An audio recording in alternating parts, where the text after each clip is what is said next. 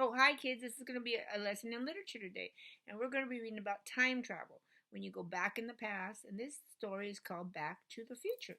Now, he's in 1985, so he's going to go back to 1955. And there's a lot of things that are different, like if you went back, if you're year 2020 now and you went back, it'd be 90s, and there are things that are different. So we're going to see the different things and how his past and future got affected. So you see here, it was a movie called Back to the Future, and this is a screen print that's really rare, and it belongs to Miss Jazz.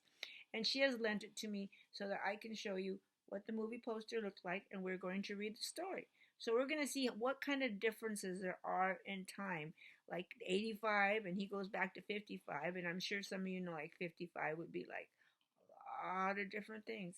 Just like if we went back to 1990, there's a lot of different things. So let's sit back. We'll sit back, I guess, and you're going to hear me read the story to you. Hi, kids. So here we are. This is the book Back to the Future. It's based on a movie written by Robert Zemeckis and Bob Gale, illustrated by Kim Smith.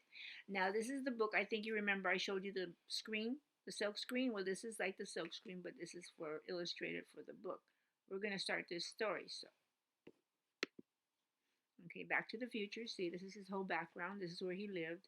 That's the estates, like you have, country club estates or houses. And notice that he's doing a skateboard, but his skateboard's from 1985. His earphones are 1985, but if you notice something that right now in 2020 we're using those kind of earphones again. And he has a jacket, and there's different clothing you can see, and sometimes the houses look a little bit different. So we're gonna go on, okay? Okay, this is Marty McFly. It is 1985, and Marty lives in a town called Hill Valley. Welcome to the city of Hill Valley, and there's a mayor, and there's a gas station, and there's gas. In the old days, I'll call them old days, but in the days even up to 85, what do you see there? You see a gas station, okay? And you see people there exercising, okay? And that's 1985, okay? So let's see what happens next. Okay, Hill Valley is a friendly town with a courthouse that's famous because of the broken clock. The clock stopped 30 years ago after it was struck by lightning. Today, the people of Hill Valley want to make sure this clock is preserved. This is money for the clock tower. Save the clock tower! Clock tower struck by lightning on November 12th, 1955. The clock stopped at 10:04. The Hill Valley Preservative Society. They're the people that want to save stuff. Marty's best friend is a scientist. His name is Dr. Emmett Brown. Marty calls him Doc. Doc is always making cool inventions like an automatic dog food feeder and a giant amplifier. But Marty's life at home is not so cool. Marty's parents, George and Lorraine, they don't seem to love each other. His brother Dave and his sister Linda are always arguing. And George has a mean boss named Biff Taven. Biff is a bully. He's always pushing George around, and he makes him do extra work. Marty wishes his father would stand up to Biff, but George doesn't have the courage. One night, Doc revealed his newest invention to Marty. He built a time machine and a car. Oh, isn't that cool, guys? Look at a car. Of course, a dog was driving. The way I see it, Doc explains, if you're going to build a time machine into a car, why not do it with some style? The time machine uses a special fuel called plutonium. See, plutonium generates 1.2 gigawatts of electricity. Electricity builds the flux capacitor. Speed equals 88 miles per hour. Flux capacitor plus speed equals time travel. Flux capacitor. Oh, let's get this started. Let's see what happens. When Marty test drove the time machine, he accidentally time traveled to 1955, 30 years earlier. It was long before this mall had been built and before the time machine had ever been invented. Uh-oh. He time traveled, guys. He's in 1955. Let's see what happened. Marty knew he had to get home, so he hid the time machine and went to search for young Doc Brown. Hopefully, the time machine's inventor could help him get back to the future. Well, look, guys, this is 1955. Well, look, remember people were exercising on that side, and now there's a cafe. And then there's a gas station, but there's like people helping people. And over here, there's a man painting the clock. It looks really different. Marty discovered that Hill Valley did look very different in 1955. The cars looked different. The clothes looked different. But the clock was working fine because it was still 1 week before the lightning bolt had struck. Now look over there where the people are gassing up. People used to gas you up in the 1950s. There were people that actually worked in a gas station, gassed your car, cleaned your windows, put air in your tires, checked and see that everything was right, and you paid them money, not card.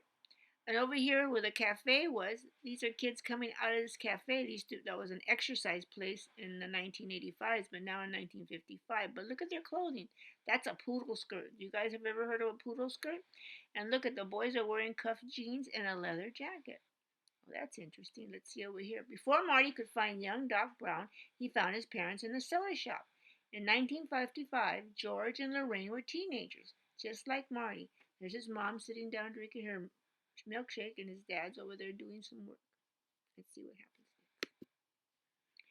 And that bully Biff was still pushing poor George around and making him do his homework. Marty defended George and accidentally interfered with his parents' romance. Now Lorraine liked Marty because he stood up to Biff. That was a problem. If George and Lorraine didn't fall in love and marry, how could they ever have kids? Oh my gosh, look at that. He stood up for his dad. Uh-oh.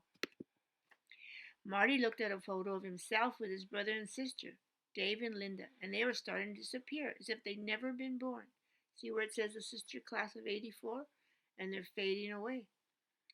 Marty located the house of young Doc Brown and introduced himself. My name is Marty, and I'm from the future.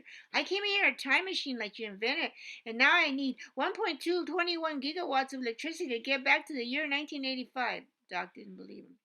So Marty took Doc to the time machine. But the Doc had bad news. There's no plutonium in 1955, and only a bolt of lightning can generate that kind of power. Unfortunately, we never know when lightning's going to strike. Marty told Doc the story of the clock tower. The lightning bolt would strike in just a few days. Well, look at that. So time travel isn't kind of cool if you disappear, if your parents don't meet. Let's see. Doc quickly put together a plan. If we can harness the energy from the lightning, we can send you back to the future. A wire is stretched from the clock tower down to the street. Lightning strikes clock tower exactly 10:04. 1.21 gigawatts of electricity travel down the wire. Car travels at 88 miles per hour. Hooks touch wire and sends the electricity to the flux capacitor. But Marty, Doc says, before you leave 1955, you have to make sure your parents fall in love. Otherwise, you and your brother and sister will never be born. Marty spent the next few days trying to make his parents fall in love. Marty begged George to invite Lorraine to the dance. Though George liked Lorraine, he was too shy to ask. Marty checked the photo again and saw that he was starting to fade away. He had to do something. Well, see, guys, it looks like time travel's kind of got some bad effects on it because we don't know if Marty's going to succeed. Let's see.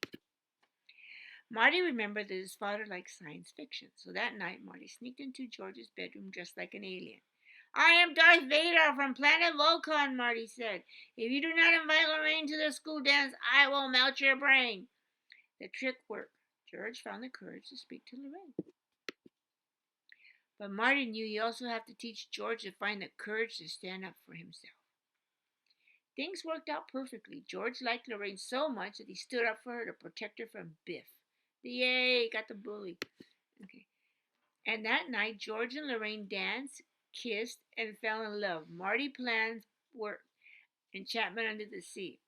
Well, I mean, they do have to kiss, guys. I know you're going to go, ugh, but that's just part of it. Then there's Marty. But look at Marty's playing rock and roll. In the movie, it's really cool because he plays really good rock and roll.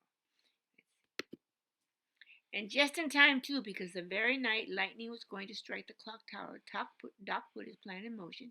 He attached a giant wire to the clock while Marty raced down the street, speeding up to 88 miles per hour. And then a tree fell on the wire, snapping it. Great Scott! Doc raced down to fix the cable before the clock struck 10:04. Doc connected the cables just as Marty drove under them, and lightning struck the clock tower. The electricity powered the flux capacitor and the time machine returned to 1985. Marty was safe in his own time. Yay, Marty got back. Woo! Now, because George had learned to stand up for himself, things at home were very different. George and Lorraine loved each other. His brother David and sister Linda didn't argue anymore. And Biff never bullied George again. In fact, now Biff worked for George. I'm almost finished waxing your car, Mr. McFly. George even published a science fiction novel. It was based on a dream he had when he was a teenager. At least George thought it was a dream. From day on, Marty and Doc had many exciting adventures in the past, present, and future. If you guys can, you should see the movies. The movies are pretty cool. They have 3 movies, so they go back in time, back and forth, and it's really kind of exciting because you get to see how things change. So that's literature for now. I want you to come up with an idea in your books and figure out if you time travel, how it would be different. What would the 1990s look like? What would your parents look like? What kind of cars would you drive? What would be the fashion? How would you dress? Write these down in your journals, and the next time you meet, you can tell them and we'll share them. Okay? Bye bye.